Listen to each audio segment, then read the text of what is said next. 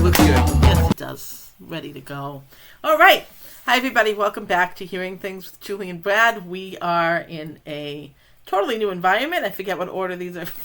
So this is the second one we're in this environment. So if you're watching you this would have out... already seen this environment, but I got excited and I felt I needed to tell you that we're in a different room in case you didn't pick up on that on your own. Here we are in a different room. Anyway, moving on.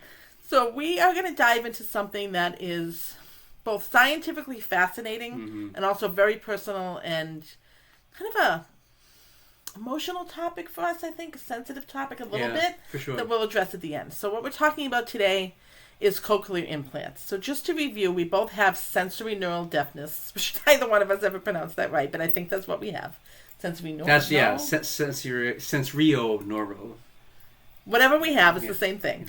And we both use hearing aids, and our hearing is declining over time. So I know for myself that it's been dropping since I was 4 years old, and there's never been any predictable trajectory, which makes it upsetting, because I could wake up tomorrow and be completely wiped out. I've gone, 10 years with no loss, and then 1 year just right off the cliff.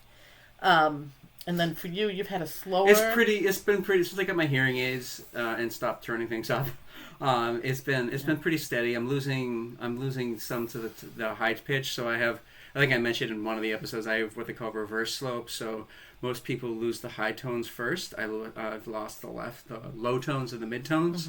But as I'm getting older, my high tones are coming down to shake hands with my low tones. I'm like, thanks. And I just go like this. Yeah, you're off the cliff. Lost everything.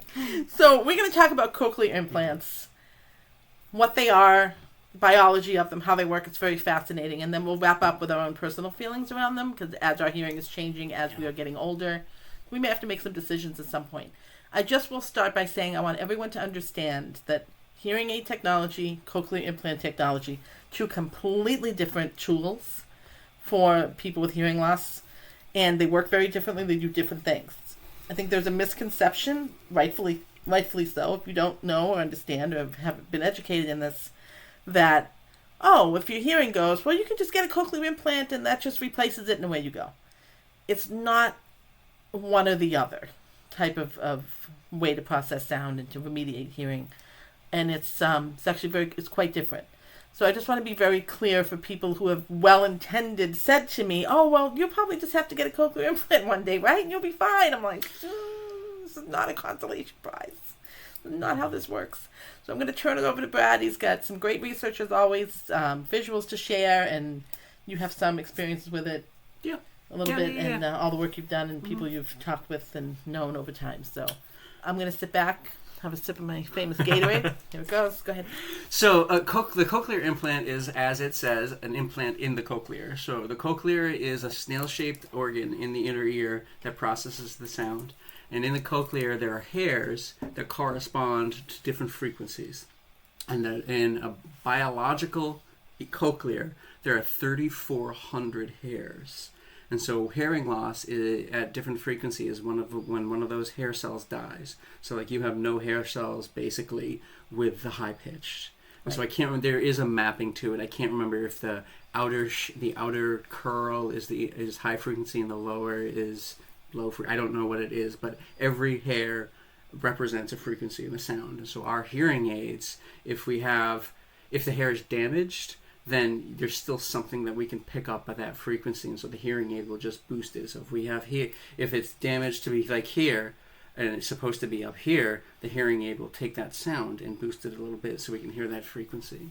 And so the cochlear implant, you have to wait until you're deaf enough. So my dad, I don't remember him without hearing aids. Hi, Dad, if you're watching. He couldn't get cochlear implants for years, and we were like frustrated because he wasn't hearing us. And it took him until I think it was 2016 that he got his hearing aids or his cochlear, because he was finally deaf enough to do it. And so the reason they wait until I think you have under 10% of your hearing left in that ear is because when they do the cochlear implant, they destroy the cochlear. So you cannot go back. There's no backing out of a cochlear implant. Once you have it, if it doesn't take for some reason, which is rare nowadays, but stuff happens, you lose your hearing in that hearing, and you can't go back to hearing aids because there's nothing to amplify. And so I said there are 3,400 hears. The most advanced cochlear implant has 22 channels. And so that means that you can only hear 22 different frequencies out of 3,400. And so that is not the same. It's great because you can hear something. I mean, something is better than nothing, but everything is different. Everything sounds different. So I remember every now and then I'll like have my hearing aids out and I'll be listening to music and I can tell the difference. The sounds are different with my biological ears versus my bionic ears. The sound is different, and that's just not exacerbated but amplified with the cochlear implant. So what I'll do here is I'll show a picture of a cochlear implant. And so where am I going? All right, there we go. And so there you go. You can see the transmitter is outside the skull. And the receiver, they have to drill a hole in your skull and implant that into your skull. So it's anchored in your skull. And then this line here, that line there, that's the electrode that goes down through your skull into the cochlear, which is this part. Whoops. It's tough to do backwards, guys. So this is the cochlear. And so you can kind of see there's an electrode arrayed in the cochlear. And so they feed the electrode into the cochlear. Wow. And that's how that sound comes. So my father has a receiver, and they do have things, you'll see them. The microphones are in like something that looks like a hearing aid. So my father has something that looks like that. It's a lot bigger. And it sends this thing, and it connects to, there's a little like circle on his head, and it connects to that, and then so that's the extracranial receiver, and then the intracranial receiver is in the skull, and that sends that receives the signal and sends it into the cochlear and you can see it that way. And so because it's all artificial, so sounds are all artificial. So like we can hear some natural sounds, and so there's something called oral rehabilitation that people have to go through in order to like distinguish what they're hearing, because it's not what they've ever heard before, because it's so different. And some people have a lot more trouble than others, and so it's not just like you get it, you're good. You practice listening and you're good. It takes weeks to months. And the other thing is, because it's a invasive surgery, you get the implant, and then you have to wait 2 weeks to have it activated.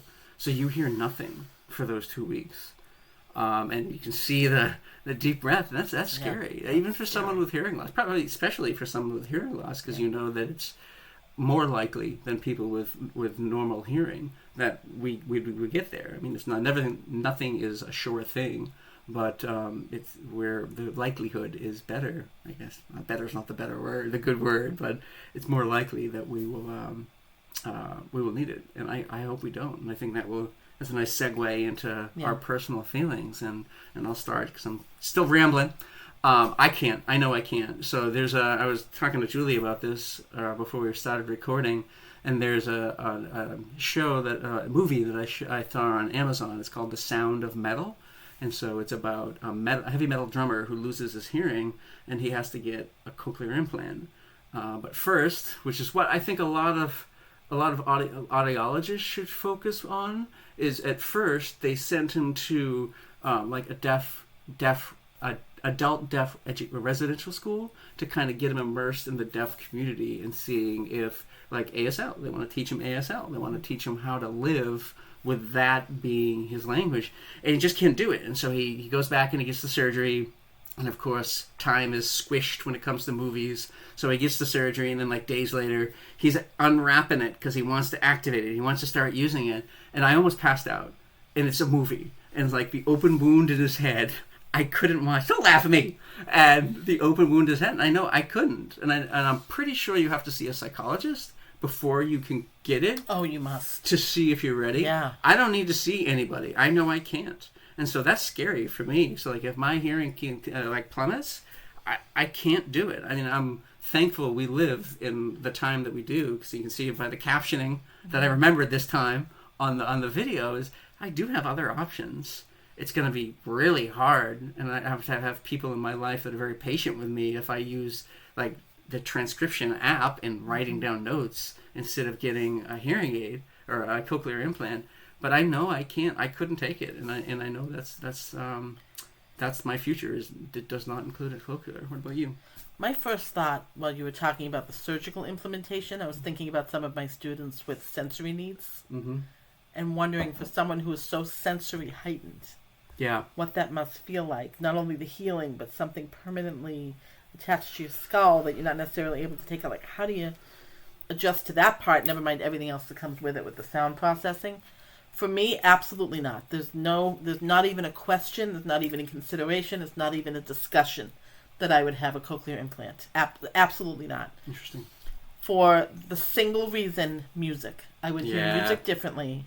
You wouldn't hear some, right? Some pitches would be out of your I wouldn't range. be able to hear music the same. And for people that know me well, I live for music. I have music on constantly, all the time. It's every type of music you can imagine, from opera to hard rock, everything. It's just my thing, and it would be devastating to me to not be able to experience it the same way. So I would much rather just be able to play the music in my mind.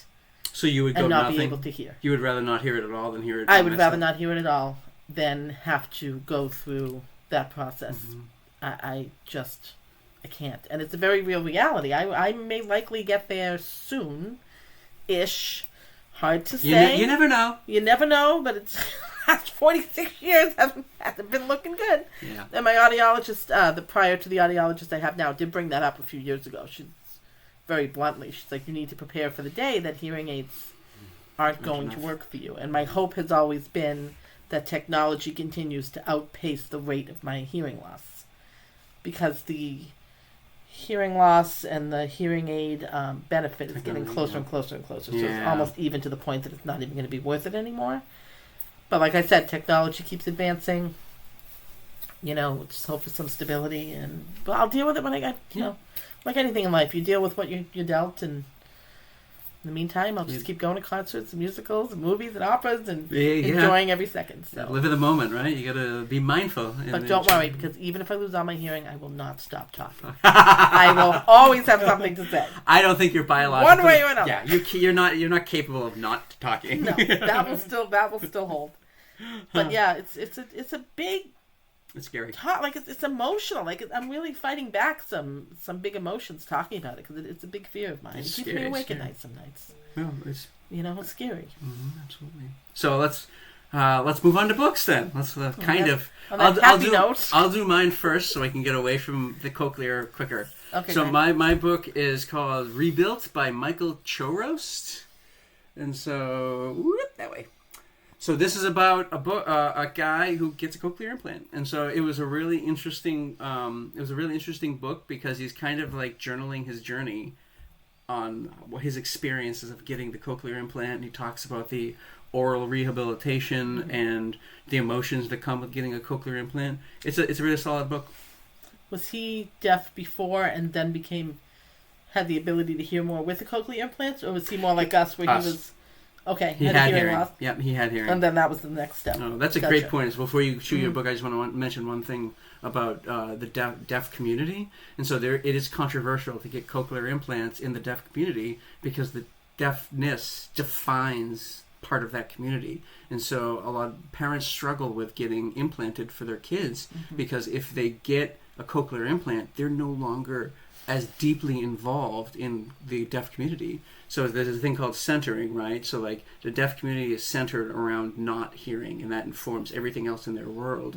And so the hearing community is focused on hearing, and that informs everything. So what happens when someone who's born into the deaf community can hear? And so they think at the very extreme of the activists, it's akin to genocide, is what I've heard it called. But it's also like your job opportunities and your future is limited when you're completely deaf. So it's fascinating. Of the situation, and it's something I've struggled with my whole life. Where do I fit in? Yep. Where do you fit in? I don't know. I don't fit in anywhere. It's with our hearing loss. It's been an interesting thing to kind of toss around, and that's a whole other topic. Yeah. So what's your book? Let's lighten the mood, Julie, please. Okay. Please. This is the cutest book I think I've ever read in my life. So Valentine's Day is coming. And this book is the cutest thing. It's called Milk and Juice, a recycling romance. It's a picture book. It's adorable. And it's by Meredith Crandall Brown. And the premise is Milk and Juice fall in love with the refrigerator. Okay, I cannot handle the cuteness of this. And eventually they get recycled. Okay. And they get separated. So Juice gets taken away to the recycling bin. Oh my God. And Juice gets taken away to the recycling center and all becomes dark and she can't find her milk. And it goes on. And it's the cutest thing. And what's really cool about this book is that it talks about... But don't give the ending away. Recycling. It's awesome. And it takes kids through the recycling process and how, things are changed in different forms. And I'll say there's a happy ending, but I won't give away the little twist at the end. It is adorable. So Valentine's Day is coming if you need a cute book to read to your class. Or a gift for your kids or whatever. It's just the cutest thing I've ever seen. So this is one of my favorites. So I pulled this off my bookcase today at work and I said, this is beautiful. Love it. So all right, thank you for lightening things up at the end. We needed a little stuff. I will say that I don't know if my dad watches this, but if you want to comment below about your experience, and I know my Aunt Linda also more recently got a cochlear implant. I think she got the second one as well. Awesome. If you want to share your experience, I'm sure people would love to hear from you, but no pressure. This is if you want to be silent and just watch, I mean that's fine too. But we want to make sure that this is an avenue for people to talk about things like this. Anyway, so we're gonna sign off, and I think next week we're gonna lighten things up a bit. Oh yes. We're gonna lighten things up next week. So we do like the balance, right? Because we want to make sure that people are informed about serious things. My story next week. Your my epic legend story. Tune in next week. Next week. I am going to make a massive confession, and you're gonna want to hang out and see this one. Wait, is the statute of limitations over? You good? God, I hope so. All right. It's been 31 years, so hopefully we're in the clear. We'll find out. Yeah. I get anything certified mail. That's a teaser. We're gonna know. So that's a teaser for you. Come and see us next week. Thanks, everybody. All right, Take care. Bye. Bye-bye.